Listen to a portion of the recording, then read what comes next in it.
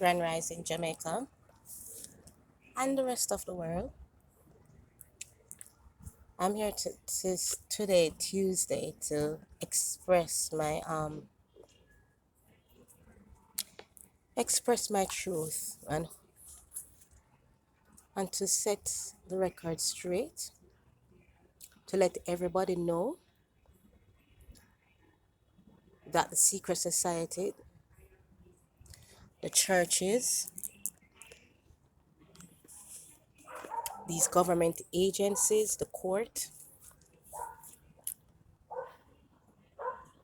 what the judiciary system is doing, and these government agencies have been doing to me, and that includes half a tree court, and I'm going to call names and the and members, some of the members of the JCF,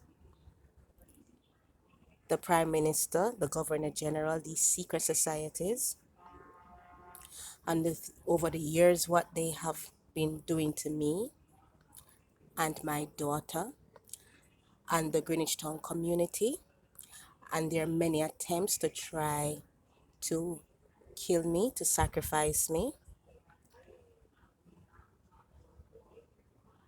and my karmic family members who are members of the secret society, one of them being my deceased mom, who are part of the secret societies, and of course this church,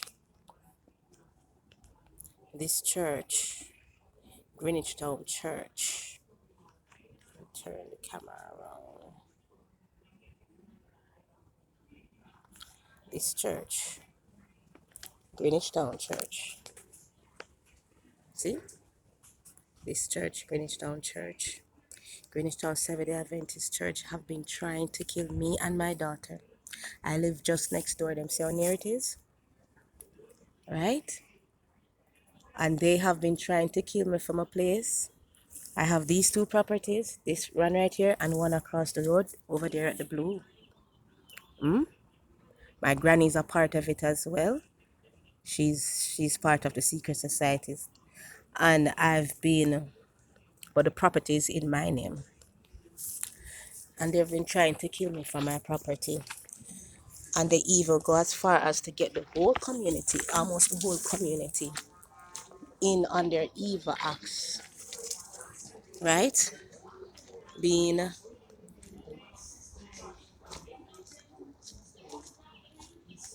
primarily this road here, 8th Street. See? 8th Street in Greenwich Town, look at 8th Street and some of the people of 9th Street. And of course, they will, from time to time, they will get other people from different other parts, from 6th Street and other roads in the community involved. And I'm going to tell you what they've been doing in the community. And I'm going to call names, right? I am going to call the names. What Greenwich Town Seventh-day Adventist Church has been doing, and how these places parading themselves as churches, they are really secret societies, and the evils that they are doing in the community and in the country. Right? I my let me start. I grew up right here, and I grew up into a family where it seems like I'm the odd one in the family. Always seemed like it. Well, I was the odd one in the family. Don't conform to none of their things. Don't chase material things like them. I'm not saying they can't get material things, but how they do things, I do not conform to that. My puppy, behave yourself, my dog. My mother, when I was growing up, they had us going to over the church over there. Somehow between 11 and 12, I was like, I'm not going back to any church. So I told my mother I'm not going back to any church. So even when she dressed me and to put her clothes, I don't go anywhere. I come outside and turn outside. I'm not into any church because at that point in time I'd started to read the philosophies and opinions of Marcus Garvey. I was around 11 years old. And so church didn't appeal to me anymore. Right? And growing up, I saw my mother always seeking validation from that church. Right?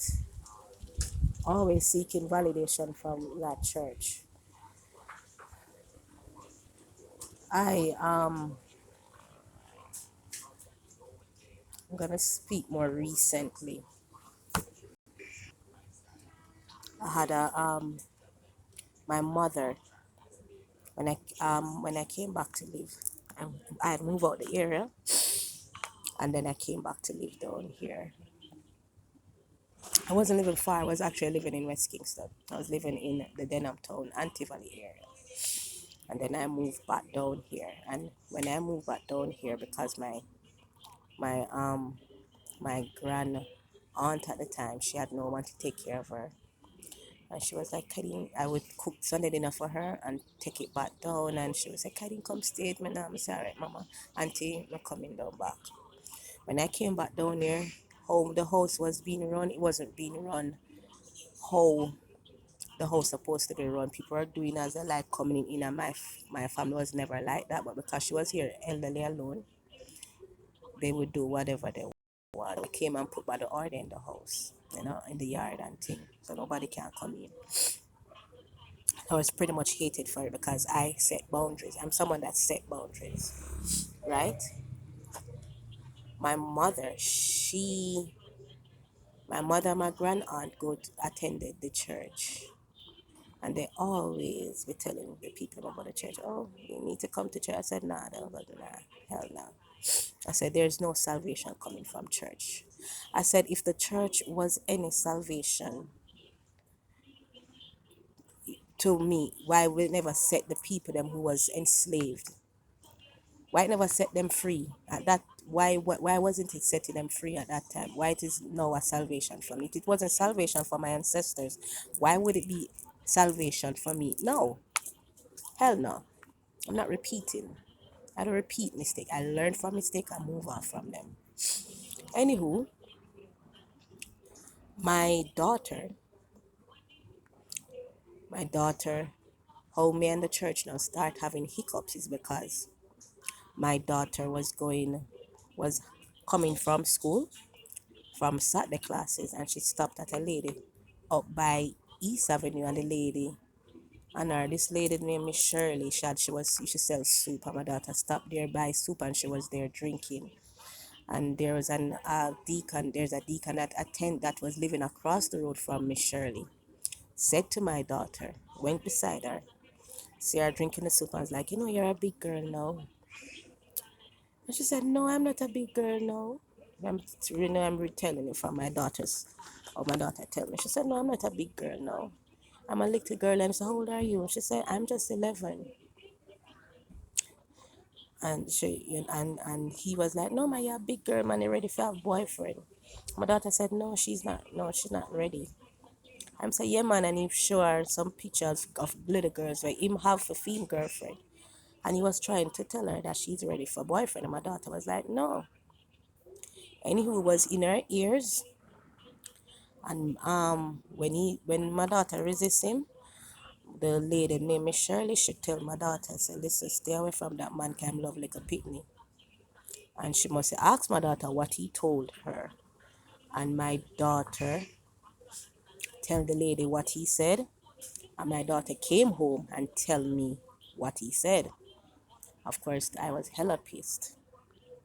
I went up to his home early in the morning, and they were fixing the road out there at the time. Oh, sorry, my earphone. And they were fixing the road out there at the time. I'm a rushing feet. A rushing wicked in my cutlass too. rush him wicked with my cutlass. It's slamming at the wall over him head. I must say, listen, stay away from my picnic.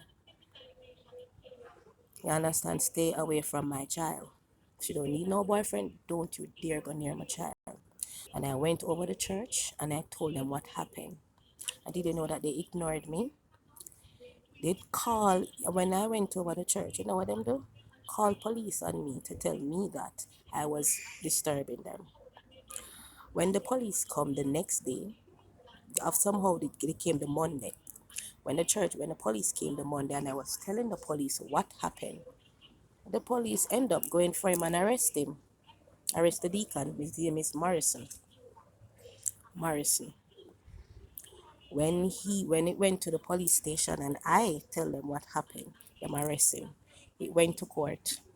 When it went to court, they questioned my daughter, and apparently they said the only reason why they didn't proceed further to put him in prison because he didn't actually, they questioned her more than one time if he actually put him hand on her, like said touch her. She said no. My daughter tell it, he was just telling her, and he said that he have a girlfriend and he was showing her messages between him and little girls and what have you, and we had gotten somebody, little girl pregnant and all type of something because him run taxi. Him run taxi and he would take away kids and what have you. No, say the church launch an attack against me for standing for my daughter. And the attacks, they came at me with lots of attacks. All of a sudden, them want my house. Them want my home for turn parking lot. Them want all type of things, and them launch an attack, and them get the girls them in the community was like, watch her shall grow her daughter for not be street smart. Before she met the little daughter that I look at the woman them on the road, one in being Stacy where they on the road. She just say before she grow her daughter for taking money and have extra lunch money. I said, I'm cuss me now. I said my daughter don't need extra lunch money. First of all, my daughter attends a prep school. So I just pay the school directly for her lunch money. For her lunch. And the school that she attended not even allowed to drink like sodas and all those things. So I pay and I give her juice and she eat her lunch and she carry her lunch. Plus them give her lunch at school because I pay for it. You understand? Because it's a prep school. So my daughter don't need extra lunch money. She's not hungry. My daughter is not hungry. My daughter is not a child that is on like pass program or anything. My daughter is not on government assistance. I'm not, no disrespect to those who take it, but I mean, my daughter attends a prep school. She's not on government assistance. I'm a single mom because her father passed while I was 2 months pregnant, but I am able to take care of my daughter. You understand? So she doesn't need to be on government assistance because she has a mother. At that time, I was working, so I can take care of my child. These people do nothing more than them join up with the church and them launch an attack on me. The church even go as far as to swindle money in the community for those who can kill me and how much money they can get. And boy, if I go outside for sweep me yard, I get attacked. If I go outside for wash off my wall, I get attacked. And I mean attacking, stone throwing, non-stop stone throwing on me.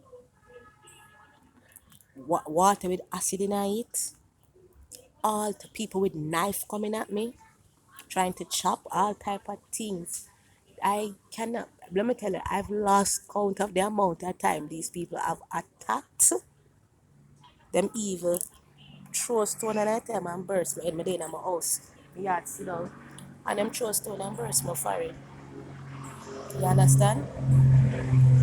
And because remember because I found out that the church was involved in the secret society.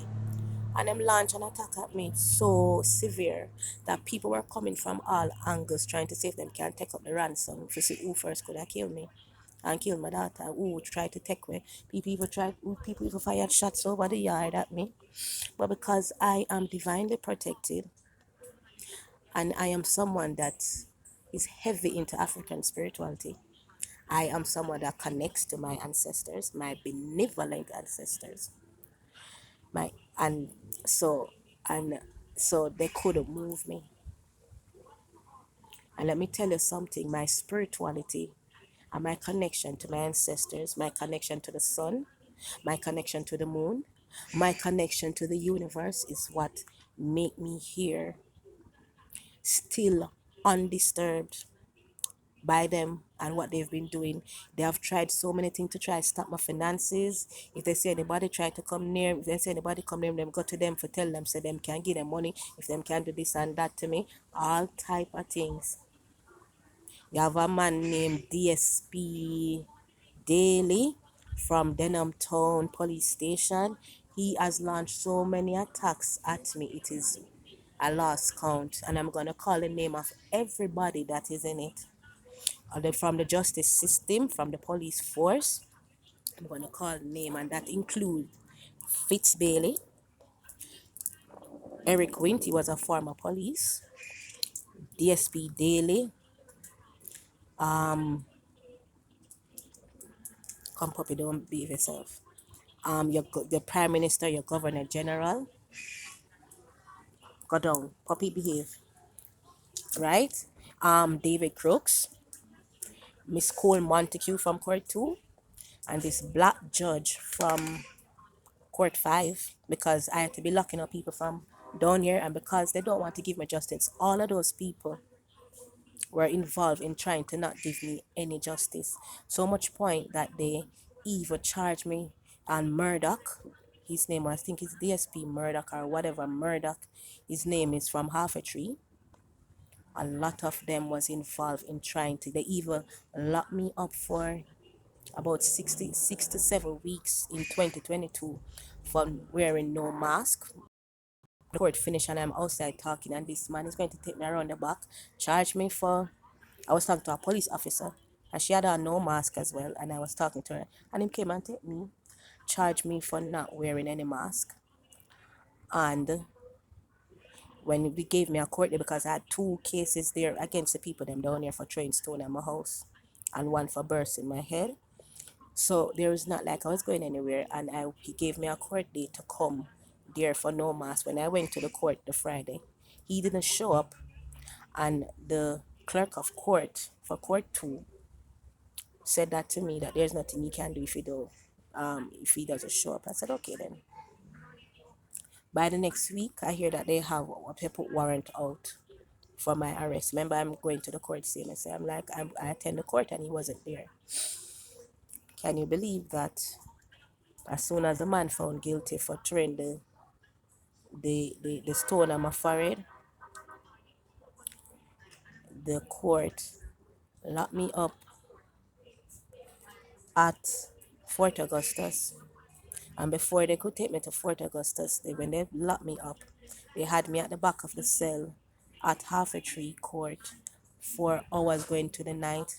Then this police lady, they were trying to get me. No, they took me to Bellevue Hospital. Yes, Miss Cole Montague ordered that I be immediately from the court to go straight to Bellevue Hospital, because I was saying that, and I was telling them what was happening, not knowing that she's part of it, because I was noticing that when she was about to try the case, when they come in and tell me that they have warrant, when they were trying to when they took me in there, she emptied out the court, including the newspaper and everybody. She emptied out the court, and then she brought in two strange men in there. So the court, and then the local police officer that have at the top. So the court was emptied out, and she pushed off the energy for lock me up, because these are things that they are ritual of these secret society people. Keep the ritual now for send me go to jail. But what she wanted me to do was to go straight to Bellevue Hospital. When she took me down to Bellevue Hospital, I swear I was looking into the sun, and the sun was so bright on me. And it just stared on me. And I just looked deep into the sun. And so when I got to Bellevue Hospital, I swear to you people, when they came to try to force me to go into Bellevue Hospital, they had three female officers from Alpha Tree Court, because I was talking the things and what they were doing, and they were telling me that I was mad. What you say? I'm mentally unwell. Remember, you see people who are in the secret society, their first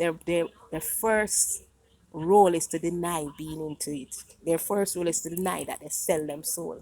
And they don't want nobody to know that they are in the secret society. So what they do is when you come and talk about it, them tell us say you're lying and it can't be real. And it can't be real and ask me if my mother, because they're doing that. What they do is do these things through energy. They manipulate energy. And they used to drop things, they're always dropping things in my yard, trying to plot themselves into my yard and all type of things. They gaslight, they do all type of things. They try, I'm telling you, the amount of things that I can write are books. I can write more than one book about the things that they've done to me. Anywho, she ordered that they take me down to Bellevue immediately. When they take me down to when I went to Bellevue, I swear to you, the Bellevue people, them, the doctors or whatever, them have locked the gate on them. I tell them, say no, I'm going there for some reason. The Bellevue people, them, when I'm try for like say keep her down there, Bellevue locked them gate. Pandem said no, they're not taking up, and they made like a barrier to I tell you to all the universe really. I'm divinely protected. The people that make a human like a barrier, like a ward them off. Like no, we not take her. And the female officer, she was there calling them. Them said them not take her off the door, and she was calling back a female clerk of court up by Alpha Tree to ask her what to do. You know what they doing? In the middle of the night, them take me back to Alpha Tree. I stayed there with a female officer was stay to guard me the whole time. And she buy me a biscuit and a drink and a bun. And she said to me, so she don't know what is happening. But she said she said she know it's illegal. Something illegal is being done. Yes, and she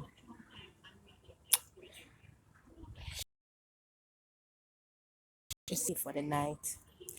And they took me to Crossroads police station, and they took me around. It was the cell. There's a cell around there, and they took me to Crossroads police station and had me locked in there until in the morning. They came for me again and tried to take me to Bellevue Hospital to be admitted. Imagine the court is ordering that I go to Bellevue Hospital. And they come, and when they took me back again down to Bellevue Hospital, the doctor down there, it was a Chinaman. It's a Chinaman. He spoke to him on the phone, but I eventually met him up by Fort Augustus. And when he said to them that it's not so you go, you have to take the person. He cannot see anybody when the court just order, and they just come into the to Bellevue Hospital. They have to be in the institutionalized first. And so they ordered that I go. So he said I have to be in a penal institution. So can you believe that they took me, the court get a paper, and then the clerk of court came. They pick up the clerk of court. She came out of a vehicle, of a private vehicle, coming to the police vehicle, and took me to Fort Augustus just like that. And when I was admitted, they put me in Fort Augustus. And when I went there, nobody knew I was there, no family member, nothing at all. I just called my daughter and tell her, and they didn't want me speaking to anybody. And immediately when I went to Fort Augustus, they had me put me into a dark hole, the punishment block into darkness with three mentally unwell persons.